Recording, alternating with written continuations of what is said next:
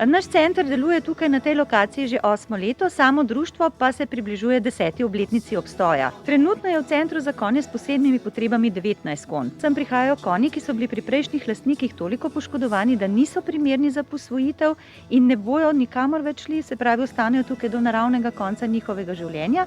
Potrebujejo pa, kot sem omenila, nadstandardne pogoje bivanja in pa stalno zdravila, stalni veterinarski nadzor, pa še dodatne prilagoditve glede bivanja.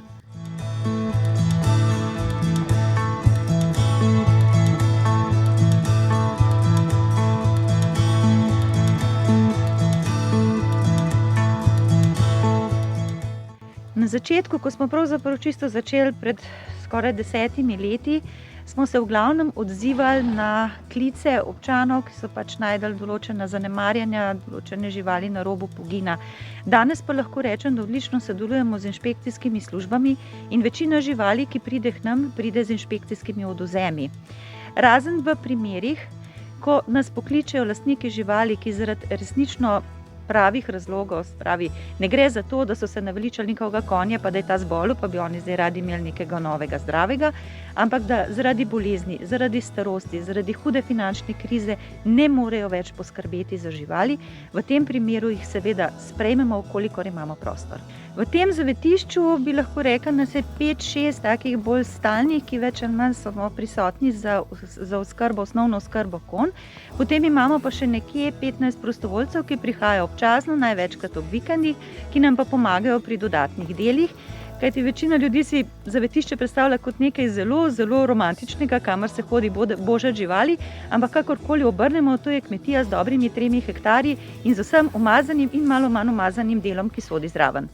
Ja, tudi božamo, sprehajamo konje, ampak več ali manj je treba kar trdo delati. Težji problem seveda pa je tista druga stvar, se pravi finančna sredstva, kajti društvo se financira izključno z prostovoljnimi prispevki. Država pri tem ne pomaga prav nič? Ne, zaenkrat še ni pomoči strani države.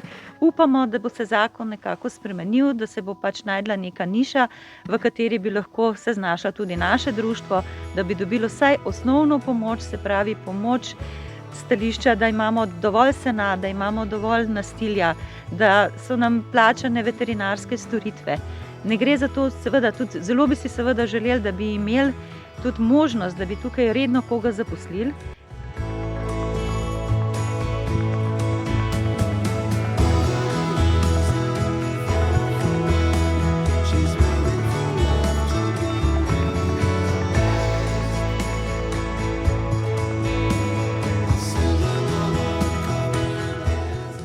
Kako lahko tisti, ki bi želeli pomagati vašemu centru, to naredili? Za začetek, čim več ljudi naj čim več pove, da mi sploh obstajamo. Lahko postanejo naši člani, lahko namenijo del dohodnine za nas. Predvsem smo veseli, če se nam kdo odloči tudi finančno pomagati, lahko nam pomagajo tudi v materialu, lahko pridejo k nam, postanejo naši prostovoljci.